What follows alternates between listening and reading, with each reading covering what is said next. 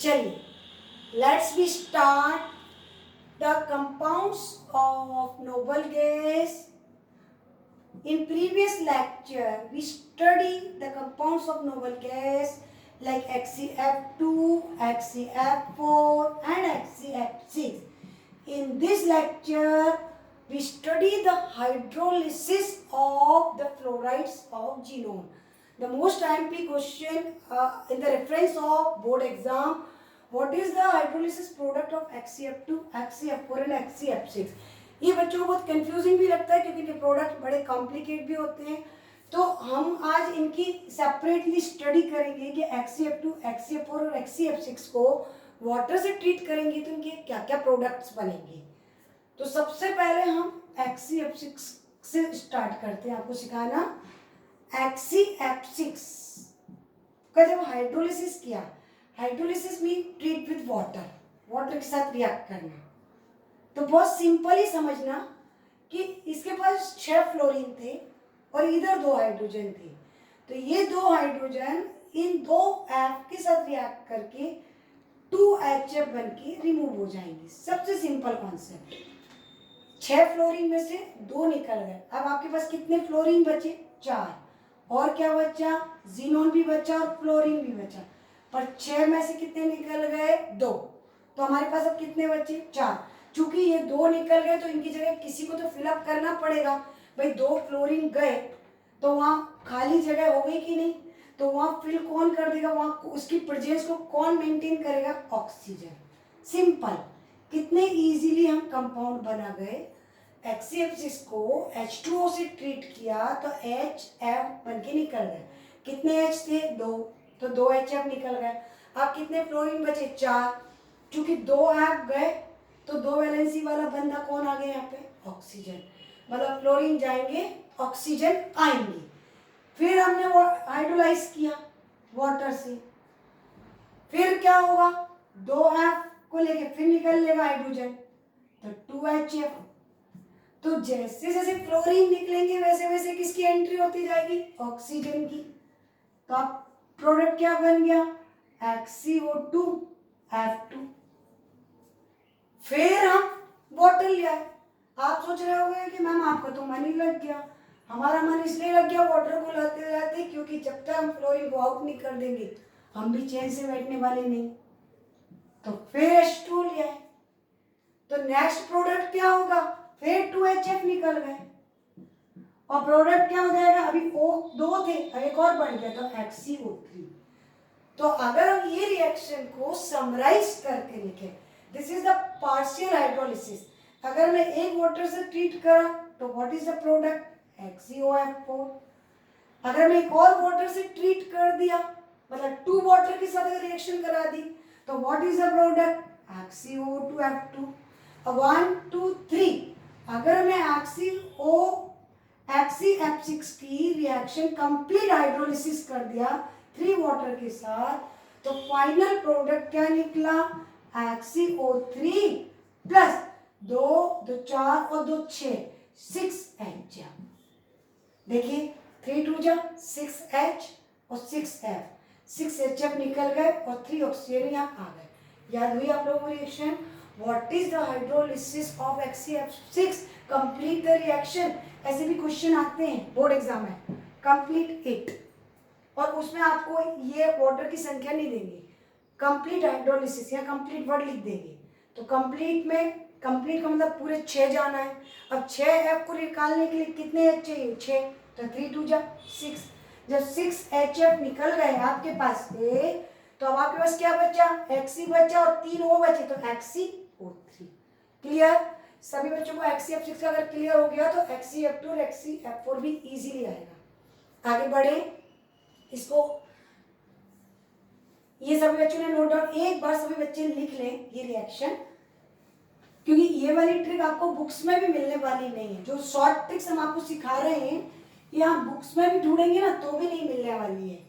अगर हम F4 की बाद में पढ़ेंगे. अब हम किसकी पढ़ रहे हैं? HCF2 की. अगर हम HCF2 का हाइड्रोलिसिस करें, आप लोग बैलेंस के चक्कर में मत रहे ना. इनऑर्गेनिक केमिस्ट्री में बैलेंस में उतना फोकस नहीं होता है. मेन आपको प्रोडक्ट पता होना चाहिए. What is the final product. तो आपने तुरंत देखा 2H एंड 2F, तुरंत 2HF निकल गया। अब चूंकि Hc और O कोई प्रोडक्ट तो होता नहीं है, तो इसमें क्या निकला, जीनोन, जीनोन अलग निकला और O, अकेले O का कोई एग्जिस्टेंस तो है ही नहीं, तो हम इसको क्या लिखेंगे, हाफ O2। एको मीन्स हाफ O2।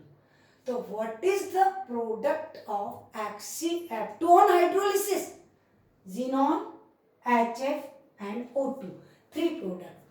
जीनोन अलग बनेगी, single xenon, HF and O2, clear that. And अगर अभी ये HCF2 और HCF4 के प्रोडक्ट्स आ गए तो आपको HCF4 बहुत इजीली क्लियर होने वाला है। इसको इसके साथ हाइड्रोलाइज किया HCF4 को, तो ध्यान देना जो प्रोडक्ट HCF2 ने दिए थे, HCF4 के केस में वो सारे प्रोडक्ट उठा लाओ। क्या क्या उठा लाया, ऐसे कैसे, xenon, HF, O2 balance form कर लेंगे, एंड जो प्रोडक्ट HCF6 ने दिया था वो भी ले लेगा। ये बीच का भाई है, ये छोटे भाई ने जो दिया वो भी बना लेगा, बड़े ने दिया, छोटे बीच वाला ना ऊपर वाले को भी कॉपी कर लेता है, नीचे वाले को भी कॉपी कर लेता है, उसके मजे रहते हैं, दोनों तरफ से फायदा उठा लेता है। तो HCF4 के 4 प्रोडक्ट्स हैं, Hc भी है, HCO3 भी है, HF भी है और O2 भी है। How many product in hydrolysis of HCF4, xenon जो कि HCF2 ने दिया था, HF, O2 एंड HCO3 जो कि HCF6 ने दिया था। सभी बच्चे रिएक्शन नोट करें, ये बहुत बहुत इंपॉर्टेंट रिएक्शन है। आगे बढ़ते हैं हम। अब लास्ट टॉपिक है इस चैप्टर का, इस पी ब्लॉक नोबल गैसेस का जो लास्ट टॉपिक है, बहुत इंपॉर्टेंट है और बच्चों को बहुत मजा भी आता है। एक बार आप ध्यान से हमारे इस वीडियो को देखेंगे, आपको यही याद हो जाएगा। देखिए कपड़ा देने, चलिए हम देखते हैं कि यूजेस ऑफ नोबल गैस बड़ा इंटरेस्टिंग और बहुत इजी, सबसे इजी कहते हैं ना, कुछ क्वेश्चंस इजी बनते हैं बोर्ड में, उनमें से ये क्वेश्चंस आ जाता है। Uses of helium, neon, argon, krypton, xenon and radon. तो कहाँ से शुरू करें हम? सबसे पहले हम यहीं से शुरू करते हैं, लास्ट से, क्योंकि हर बार 1 से शुरू करते हैं तो उसके सारी प्रॉपर्टी याद होती है और लास्ट आते जाते हम भूल जाते हैं, तो हमने ट्रेंड चेंज कर दिया। रेडॉन, रेडॉन कैसा एलिमेंट था, रेडियो एक्टिव। और रेडियो एक्टिव एलिमेंट कहाँ यूज होता है, रेडियो एक्टिविटीज में। तो इसके 2 यूज हैं, एक तो कैंसर ट्रीटमेंट, रेडियोथेरेपी जिसको बोलते हैं, इन द ट्रीटमेंट ऑफ, इसको कीमो बोलते हैं, ट्रीटमेंट ऑफ कैंसर। याद रखना, which noble gas is used in the cancer treatment, objective question, radon. कहाँ यूज होती है, कैंसर ट्रीटमेंट में। और दूसरा रेडियो एक्टिव रिसर्च, जितनी भी रिसर्च हो रही है रेडियो एक्टिव, वो सारे में रेडॉन का इस्तेमाल करते हैं। तो 2 uses of radon, cancer treatment and radio active research. And the most time uses of helium. Helium बहुत लाइट है, इससे ज्यादा लाइट कौन है, हाइड्रोजन। तो हाइड्रोजन को पहले लोग कहाँ यूज करते थे, बलून्स में, मीटरोलॉजिकल बलून्स, जो मौसम का पता लगाने वाले बलून्स छोड़े जाते थे उसमें, और एरोप्लेन्स के टायर में। बट कुछ समय के बाद हाइड्रोजन का यूज टायर फिलिंग में बंद कर दिया, एरोप्लेन टायर फिलिंग में। क्यों, क्योंकि hydrogen catches the fire. So in place of hydrogen they take the helium in aeroplane tire, filling of aeroplane tire। Aeroplane के टायर में कौन सी गैस भरते हैं, हीलियम। पहले कौन सी भरते थे, हाइड्रोजन, पर आजकल किसकी बनने लगी है, हीलियम, और उसमें कुछ परसेंटेज हाइड्रोजन भी ले लेते हैं। दूसरा यूज, हाइड्रोजन और हीलियम, सॉरी ऑक्सीजन और हीलियम का mixture asthmatic patient as a artificial respiration, कहते हैं ना जब अस्थमेटिक पेशेंट को सांस लेने में दिक्कत होती है तो आर्टिफिशियली उनको ऑक्सीजन प्रोवाइड की जाती है। उसमें किस किस का मिक्सचर होता है? O2 and helium. And the third and most time use, ध्यान दीजिएगा, ये आपको सॉल्यूशन वाले चैप्टर में भी पढ़ा दिया जाएगा और इसमें भी आप देख लीजिए। The mixture of O2 and helium is preferred in place of air by the divers sea diverse.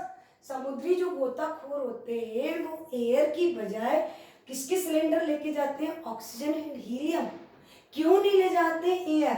क्योंकि एयर में नाइट्रोजन गैस भी है ऑक्सीजन के अलावा, और जैसे जैसे सी डाइवर्स समुद्र में नीचे जाता है वैसे वैसे हाई प्रेशर के कारण N2 gas dissolve in the blood. तब तक भी कोई प्रॉब्लम नहीं, चलो डिसॉल्व हो गई, अपना शरीर डिसॉल्व हो जाने दो। लेकिन व्हेन इट कम्स अपवर्ड, जब ऊपर की तरफ आता है, then as the pressure low, then according to Henry's law, the solubility of gas in the blood get decrease। उसकी जो solubility थी वो कम होने लगती है, और जब solubility कम होगी तो nitrogen gas escape out from the blood, हमारे ब्लड में से बाहर छटपटा के निकलने की कोशिश करेगी, which causes bursting of veins, arteries। उससे हमारी वेन्स आर्टरीज फटने का डर रहता है, जिसको कहते हैं बैंड सिकनेस। और इस बैंड सिकनेस को दूर करने के लिए O2 और N2 की बजाय किसका मिक्सचर ले जाते हैं? O2 and helium. क्यों? हीलियम क्या ब्लड में डिसॉल्व नहीं होती है? हाँ, नहीं होती है। हीलियम की solubility less soluble in the blood, inert है तो ये कम सॉल्युबल होती है ब्लड में, इसलिए इसके यूज आउट होने की कोई प्रॉब्लम ही, बाहर निकलने की छटपटाहट की कोई प्रॉब्लम नहीं आती है। तो clear that why we take the mixture of O2 and helium in place of air by sea divers in the diving apparatus. Next the use of neon. Neon का यूज सबसे ज्यादा होता है। नियॉन कलर्स नाम सुना है ना, fluorescent colour, neon colour, तो इससे हमको क्या याद आता है? नियॉन से एडवर्टाइजमेंट। एडवर्टाइजमेंट में which noble gas is use in advertisement? Neon. And other uses of neon in signal of mobile tower. Mobile tower के में जो सिग्नल्स, रेड लाइट आपने देखा होगा कभी मोबाइल टावर में ऊपर जाके एक छोटी सी रेड लाइट जलती रहती है, वो जो सिग्नल बनता है वो किस लाइट का बनता है? नियॉन का। तो signal of mobile tower, and it is also used for the signal of landing of aeroplane. Aeroplane कहाँ लैंड करेगा उसके लिए जो सिग्नल मिलता है, वो जो सिग्नल प्रोवाइड किया जाता है वो किसका किया जाता है? नियॉन। क्योंकि नियॉन लाइट इतनी इंटेंस होती है कि उस पर फॉग का कोई इफेक्ट नहीं पड़ता। फॉग के कारण उसकी लाइट पे डिमिनिश नहीं होती है, इसलिए कितनी भी दूर हो, कितना भी डेंस हो, कितना भी डार्कनेस हो, इसका सिग्नल मिल जाता है। And the argon is use in the filling of electric bulb.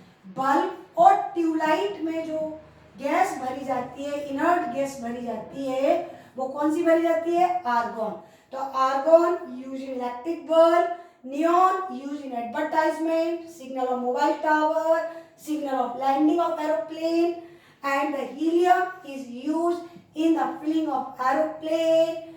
Oxygen and helium mixture is used by asthmatic patient, and sea divers use the mixture of O2 and helium. And radon used in the cancer treatment and research of radioactive. And krypton और xenon के कोई खास use नहीं है, ये चार की use कर लीजिए। चलिए, आप पूरा नोबल गैस आपका पी ब्लॉक कंप्लीट हुआ। इससे रिलेटेड कोई भी डाउट हो तो आप पूछ सकते हैं। हमारे वीडियो को शेयर कीजिए, लाइक कीजिए।